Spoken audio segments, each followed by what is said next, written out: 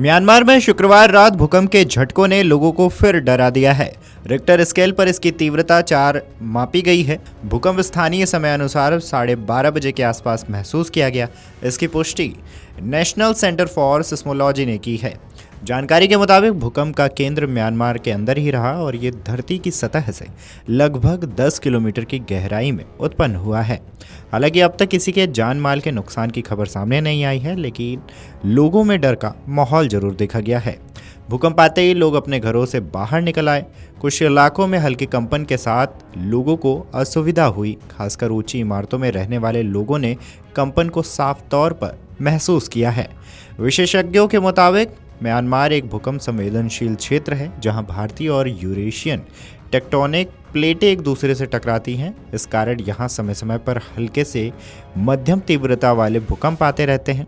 4.0 तीव्रता वाला भूकंप आमतौर पर कोई बड़ा नुकसान नहीं करता है, लेकिन यह चेतावनी जरूर देता है कि हमें प्राकृतिक आपदाओं के लिए हमेशा सतर्क और तैयार रहना चाहिए। सरकार और आपदा प्रबंधन विभाग ने स्थिति पर नजर बनाए रखी है और लोगों से शांति बनाए रखने की अपील की गई है। साथ ही अफवाहों से बचने और सही जानकारी के लिए अधिकृत स्रोतों पर भरोसा करने को कहा गया है। वहीं दूसरी ओर देर रात 2:44 पर अफगानिस्तान में भी भूकंप के तेज झटके महसूस किए गए। रिक्टर स्केल पर इसकी तीव्रता 4.2 मापी गई है। इस भूकंप का केंद्र पृथ्वी की सतह से लगभग 134 किलोमीटर की गहराई पर मापा गया है। यह भूकंप अफगानिस्तान के उत्तरी इलाके में महसूस किया गया। अब तक किसी भी प्रकार के जानमाल के नुकसान की पुष्टि नहीं हुई है। बता दें कि भूकंप एक खतरनाक प्राकृतिक आपदा है जो बिना किसी चेतावनी के आ सकता है।